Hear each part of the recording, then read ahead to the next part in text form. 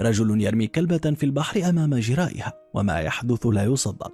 أهلا ومرحبا بكم في قناتكم صفي ذهنك. القصة التالية لا تصدق، وهي حزينة بعض الشيء، لأننا نرى شيئا فظيعا حقا لما حدث مع حيوان ضعيف. ولكن ماذا سيحدث لهذه الجراء إذا ماتت أمهم؟ إذا كنت تريد أن ترى ماذا حدث أدعوك للبقاء حتى نهاية الفيديو، واشترك في القناة حتى تستمر في الحصول على المزيد من المحتوى مثل هذا.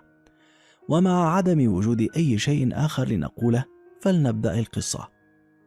للأسف في العديد من البلدان لا تعتبر الكلاب أعضاء في الأسرة في العديد من الأماكن، ولا تعتبر حتى حيوانات أليفة في هذه الأماكن، وتجوب الكلاب الضالة الشوارع دون أي مساعدة، وأولئك الكلاب كثيرا ما يتعرضون أحيانا لسوء المعاملة.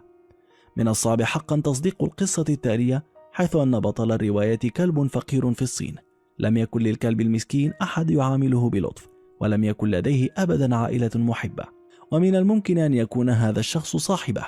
حقا كان لديه مالك قاسي خان ثقته، وفعل شيئا لا يمكن تصوره يوما ما. في الحقيقة صاحب الكلب لا نعرف عنه شيئا، ولا حتى الدافع الذي جعله يفعل ذلك ويلقي بهذا الحيوان المسكين في البحر.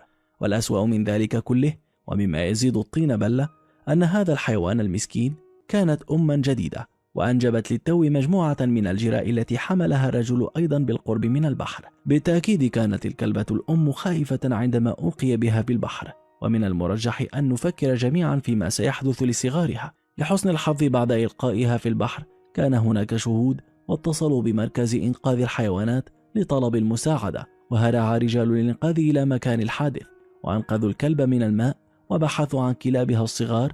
عندما وصلوا إلى المكان الذي أنقذوا فيه الكلبة الأم، وتم لم شملهم مرة أخرى بمساعدة فريق الإنقاذ، وأخذهم جميعا إلى مكان آمن حيث سيتلقون الكثير من الحب والرعاية. لن تضطر هذه الأم المسكينة للقلق بشأن التعرض لسوء المعاملة والتخلي عنها. وما رأيك في هذا؟ اترك لنا رأيك أدناه في شريط التعليقات، ونراكم في فيديو قادم.